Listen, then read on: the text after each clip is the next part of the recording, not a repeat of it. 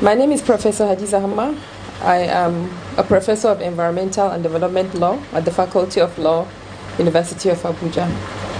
I'm particularly very interested in issues related to sustainable development and human rights law as well. I think the defining moment for me would be the time I concluded my PhD. It was a very challenging period. I was heavily pregnant when I was, towards the end of the PhD, and I had a deadline to submit my thesis. And because I had mentors who were encouraging me, pushing me, I was able to do that. And that marked a turning point in my life, because it was then I became introduced to higher levels of academics, including, for example, postgraduate studies, postgraduate teaching and supervision. And that paved the way for my elevation to associate professor and then to professor of law eventually. There's so many challenges, for us as women, whether in the academia or anywhere else. There are a lot of challenges, but in the academics, I think there is an extra layer of challenges that you have to, go through. So, for example, you are required to write a lot of papers, do a lot of publications. These are things you cannot do when you're sitting in the office most times, because you have to attend to students, you have to go to lecture rooms. And so you need the time at home, in the quietness of the night and things like that too. But when you get home, you have to deal with the home front. You have children, you have husband, you have extended family. So that's balancing, home and work is one of the things I had to face. And secondly, there are so many things as a woman that you find yourself being relegated, in the workplace. Whenever there are issues for determination, your voice is less heard.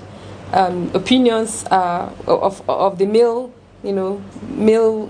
colleagues are more taken serious. And then another thing is, I thought of something very important now. Something just crossed my mind, but I'll remember it. Yes, I have to find a way to balance to make like a priority list. That's the first thing I do, to balance, these things, like a priority list, and follow them religiously. And then I try to discipline myself to use time, create time for everything and stick to the time. That helped me a lot to overcome the challenges. And then I also made sure I listened to my mentors. Some of them would push, and you think, well, that's too much. But at the end of the day, after listening, for example, to one of my mentors who made sure I was writing a lot and publishing a lot, I got an accelerated promotion at a point in life, because when the next stage of promotion, all I needed was, for example, 50 points in publication. I had maybe double of that. I needed 25 rather. I had 50.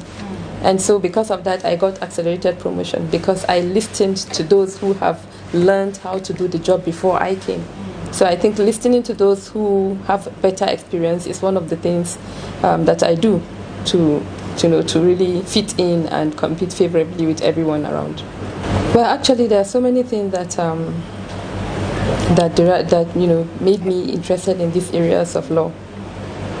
Starting from a young child, I've always had this problem of having a lot of allergies and things like that, And then as I was growing up, I realized it is the environmental factors that usually lead to my own kind of allergy.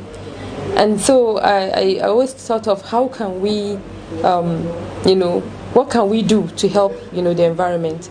Now, by the time I became a lawyer, I realized there's a lot of things you can do through the instrumentality of law. And then at postgraduate level, when I was doing my master's, for the first time I was introduced to environmental law and policy, a course that was taught by one of my professors. And I saw that there's so much that we can do with environmental law to make the environment better, because the environment not only determines what happens to the physical environment, but what happens also to us as human beings, to our health, to everything else, is surrounded by the environment. So, and then human rights, because there are so many human rights concerns around for children, for women, and everything, in between. So many things happen, and people just get, they can't really, they get their rights are being encroached, and they can't do anything about it. And so my interest in human rights was because I felt there was need to give that voice to those people who need to be heard, in terms of their rights. Well, yes, even though I have achieved so much academically and, career-wise, but I think my greatest achievement is having the kind of family that I have. I think that's my greatest achievement. I'm so happy and proud of the kind of husband that I have, the children that I have, and the parents who have, nurtured me from the beginning and, supported me to be where I am. And wonderful siblings, that's my greatest achievement as far as I'm concerned, my source of pride. Yes, so you see, the book is about what happens, after we've done decades of exploration of oil and gas. And so, but there are those facilities that are usually set up, usually offshore, to facilitate that process. But at the end of the life of those facilities, when they are no longer needed to continue oil exploration, what happened to those facilities? It's a question that's very important, because those facilities, if not properly dismantled and disposed of, can create a lot of environmental, economic, and other forms of havoc. And so my book is an attempt to address those issues of what needs to be done in order to make sure that these offshore installations for oil and gas exploration are properly disused and decommissioned, so that those after effects for human beings, for marine environment, and all will be avoided. And so, after I've written that book, the Petroleum Industry Act was enacted by the National Assembly. After the book, I think the book came out in 2012, and then the PIA came out in 2021. So some of the issues I raised in the book were actually captured by the law that came out later, which means my contribution in that aspect was really, a meaningful one. However, there are still one or two issues that need to be addressed, and I believe if we continue to raise the awareness, maybe some amendments can come into the PIA to address those ones. I always tell women and girls that there will always be challenges. There will always be challenges, but just never give up. Don't give up, no matter what.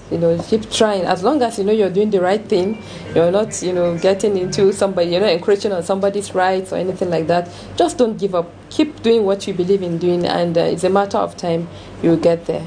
And then be very disciplined and patient. You have to be patient. You can't do anything without patience, actually. Even the discipline and everything comes with patience. So that's my advice to women and girls. Oh, a lot. My parents have always believed in getting us, proper kind of upbringing, from moral upbringing to getting us the right kinds of education.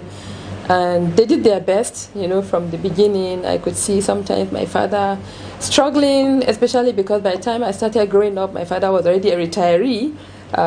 So I could see him struggling, with our education, but he never gave up. And my mother was always pushing us, like she never had the opportunity to go to school like I did, and she felt she needed to fill in that gap with me, because she has 7 of us, but I'm the only girl. All the others are boys, so she needed to, build me. That's the way I see it. And so they did their best and put me on a path to success. But my husband, he came in at a time, a turning point in my life, at a time when I can almost say some hope were lost. I can't say not all hope, because we are believers in the Almighty Allah. But a lot of hope was lost when my husband came into my life, and Allah used him to turn things around for me. And so he has always been like the backbone, the foundation. Like I always say, my greatest cheerleader, and so there's nothing I can say. And then I'm surrounded by siblings who also are great people, very awesome, very supportive and loving, and my children too, they do their best. That's a question I've been trying to answer myself. I've been asking myself, so now what next? I'm now a professor of law, but the way the academic works is that when you become a professor, that is the time you're going to start to really contribute to knowledge. And I want to continue to doing that in my own ways, to continue to contribute to knowledge, to bring in new things, and I still have the energy, I still have the age and time by the grace of Allah. And so that's what I'm thinking of doing. But I'm thinking about things outside academia also, but those are things I'm working on. They are not yet ripe for disclosure. Yes. Educational system. Yeah. Legal educational system. Well, especially, I'm particularly concerned with legal education. And even though I can see, the Council of Legal Education is doing a lot, but especially from the faculties of law, I think there's a lot that needs to be done. Speaking from my experience as a professor in a federal government university, so many facilities are not, are lacking. There's a need to really fund, education better than it is being funded now. We need a lot of, say, for example, facilities for practicing legal education. Many times some of the schools, the faculties of law lose accreditation, not because they don't have the required number of teachers or anything like that, but because they lack facilities, for example, for moot court trials, which you need as a law student to build you. You cannot be a good lawyer without having learned how to do the practice. So those are some of the things I think need to be changed, funding, providing enough facilities for education. And then I would like us also to pay more attention on practical aspects of education, especially legal education. The theory aspect is getting out of hand. I think it's getting outdated, rather. So the earlier we begin to, do more of the practice, I think the better for us. Thank you for having me.